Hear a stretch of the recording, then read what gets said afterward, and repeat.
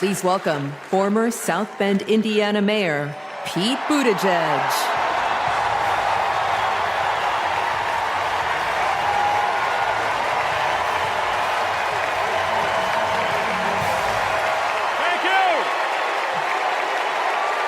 Thank you.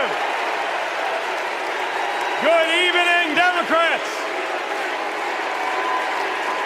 Thank you, Chicago. Here's a sentence I never thought I'd hear myself saying. I'm Pete Buttigieg, and you might recognize me from Fox News.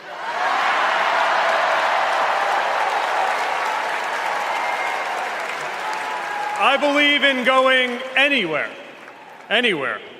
in service of a good cause, and friends, we gather in a very good cause, electing Kamala Harris and Tim Walz, the next President and Vice President of the United States.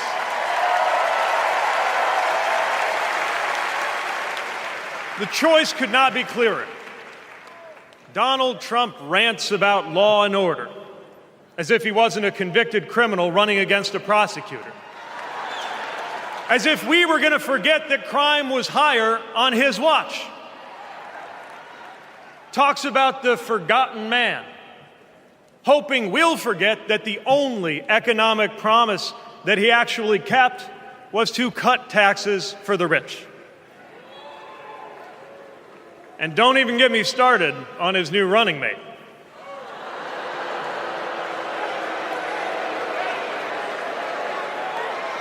At least Mike Pence was polite. J.D. Vance is one of those guys who thinks if you don't live the life that he has in mind for you, then you don't count. Someone who said that if you don't have kids, you have, quote, no physical commitment to the future of this country. You know, Senator, when I deployed to Afghanistan, I didn't have kids then. Many of the men and women who went outside the wire with me didn't have kids either. But let me tell you, our commitment to the future of this country was pretty damn physical.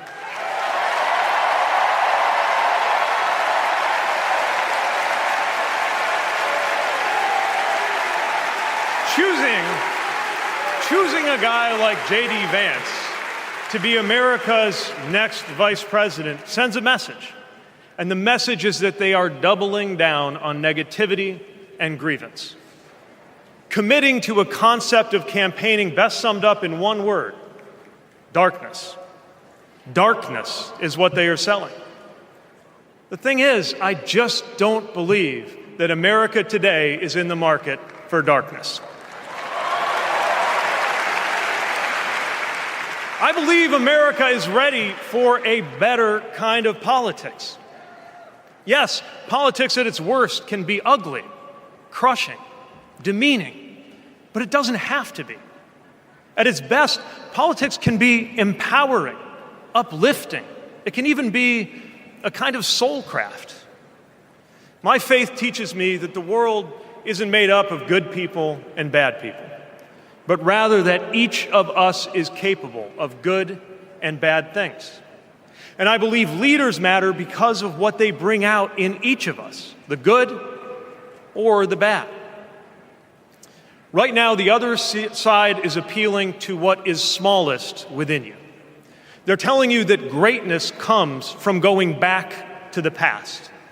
They're telling you that anyone different from you is a threat. They're telling you that your neighbor or nephew or daughter who disagrees with you politically isn't just wrong, but is now the enemy. I believe in a better politics, one that finds us at our most decent and open and brave. The kind of politics that Kamala Harris and Tim Walz are offering. And as you have felt these many days, that kind of politics also just feels better to be part of. There is joy in it, as well as power. And if all of that sounds naive, let me insist that I have come to this view not by way of idealism, but by way of experience. Not just the experience of my unlikely career, Someone like me, serving in Indiana, serving in Washington, serving in uniform. I'm thinking of something much more basic. I'm thinking of dinner time at our house in Michigan. When the dog is barking and the air fryer is beeping and the mac and cheese is boiling over, and it feels like all the political negotiating experience in the world is not enough for me to get our 3-year-old son and our 3-year-old daughter to just wash their hands and sit at the table. It's the part of our day when politics seems the most distant, and yet the makeup of our kitchen table, the existence of my family, is just one example of something that was literally impossible as recently as 25 years ago, when an anxious teenager growing up in Indiana wondered if he would ever find belonging in this world.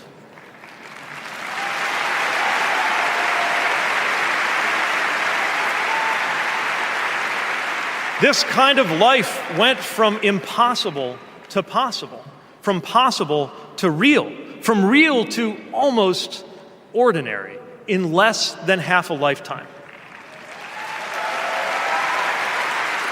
But that didn't just happen. It was brought about through idealism and courage, through organizing and persuasion and storytelling, and yes, through politics, the right kind of politics, the kind of politics that can make an impossible dream into an everyday reality.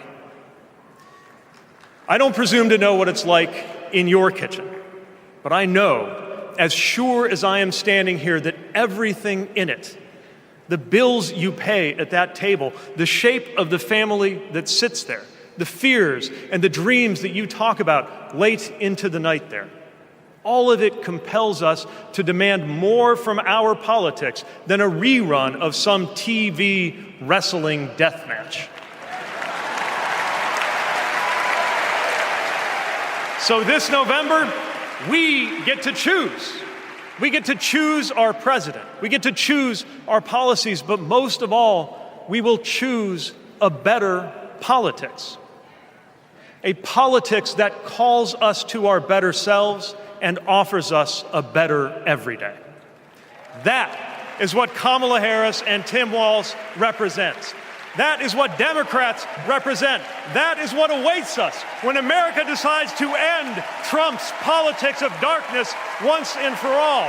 That is what we choose when we embrace the leaders who are out there building bridges and reject the ones who are out there banning books. This is what we will work for every day to November and beyond.